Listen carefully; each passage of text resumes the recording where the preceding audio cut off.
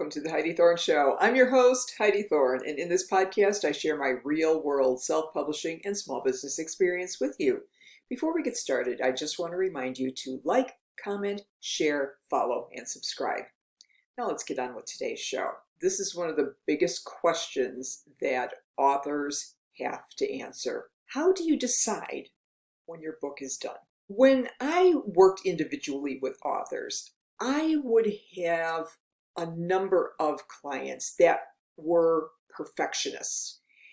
And when they would come on board, they would usually tell me that I was not their first editor for either the line editing or structural editing or proofreading or whatever. Some of them even told me that I was up to the 9th or 10th editor they were using. Wow. We're talking about people with perfection paralysis there. I may have been just one in a long line of editors or even beta readers that was working on the book. They can go on like this for years and years. While I really applaud their conscientiousness at wanting to get it right for their readers, you have to wonder, are they really trying to get it right for their readers, or is it just feeding their perfectionist tendencies? And sometimes it's not just the perfection. They're looking for approval. This goes way beyond perfectionism. Writing can be a lonely profession with many hours spent laboring in solitude over a manuscript. There's no one there to give authors an attaboy or attagirl kind of compliment. They're worried that their work just doesn't measure up. Yet the measuring stick by which their books will be evaluated is invisible and elusive because it's really the market that decides. So these authors look to their editors and beta readers to give them some approval that they should go ahead and get this into the market. One of the other reasons that these authors cannot move their books from to do to done is that they have no clue what the mission is for their book. They have a goal problem there. Their only goal is to write a book. So they're never really sure if the book is done. As you're probably guessing, a lot of these are emotional issues. And here's another one. Because authors can fall in love and get married to their books, they can be put off by editors and beta readers who criticize their work. So they hire more and more in an attempt to dismiss anyone who may have bruised their fragile egos. This is also an approval problem since these authors need to have validation that they and their books are good enough to publish. Here's an interesting thing that you think would not happen with authors. When authors have labored over a book for an extended period of time, they can feel a sense of loss as a book project comes to its conclusion. In this case, they love the writing process more than the result. Ending the project destroys their purpose and causes them to worry about what they'll do when the book is finally finished and then published.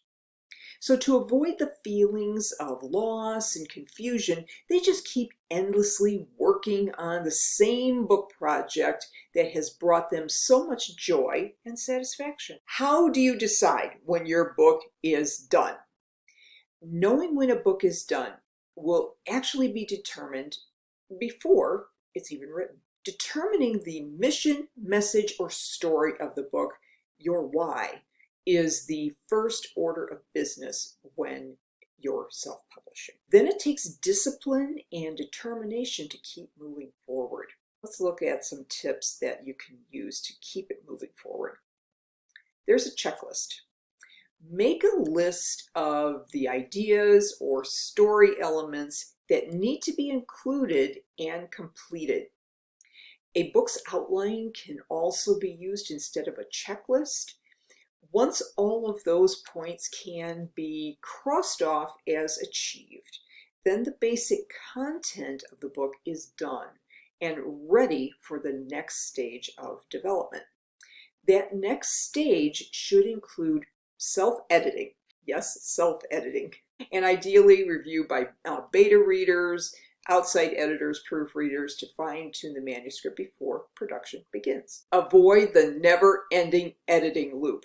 The biggest caution is not to let the book get stuck in round after round after round of editing. Establish a point at which development and editing must end and production must begin. Setting a realistic and specific date for that deadline can help mentally and emotionally let go of perfection paralysis. Limit the number of editors and beta readers. The other caution is to limit the number of editors you use.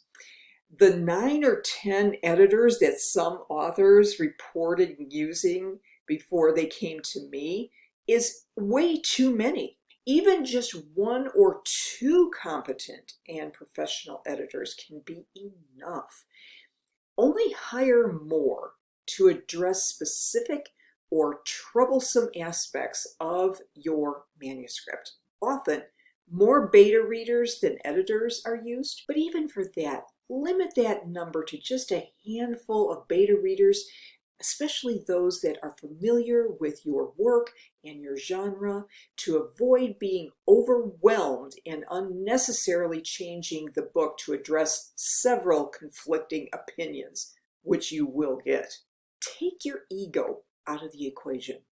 Professional editors and beta readers are committed to helping authors create the best possible version of their books. It is of little consequence to them if the author agrees with their assessment or not. So get your ego out of the picture and be prepared to receive and use their constructive criticism. Become the observer, not the lover.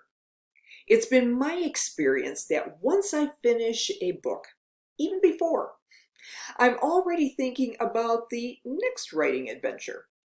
I take the Zen approach of becoming the observer of my work, watching my career and projects move forward, rather than getting stuck by falling in love with my books and the writing process. I hope you have found that helpful, and if you did, please rate, review, and subscribe to The Heidi Thorne Show on whatever podcast platform you like to use. I'm on all the major ones: Apple Podcasts, Spotify, Stitcher, Podbean. Choose your favorite. I'm probably there.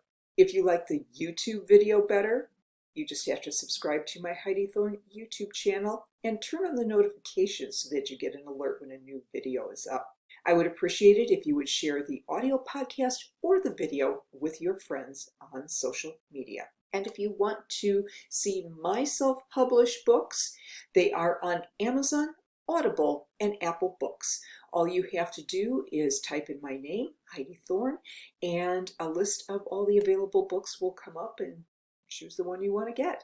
In case you missed it, I have just published the Daylily coloring book. This is a new adventure for me, and I did a video on coloring books not too long ago, and so you want to check out that one because it has a lot of great tips about doing coloring books. But this is my coloring book, and it's all flower pictures, so if you want to check that out, it is available on Amazon. If you'd like to connect with me, my website is very simply HeidiThorne.com, and you can connect with me on social media, particularly on Instagram or TikTok at Heidi Thorne. Thank you so much for listening and for your support. I'll look forward to talking with you again in the next episode, and in the meantime, have a great day.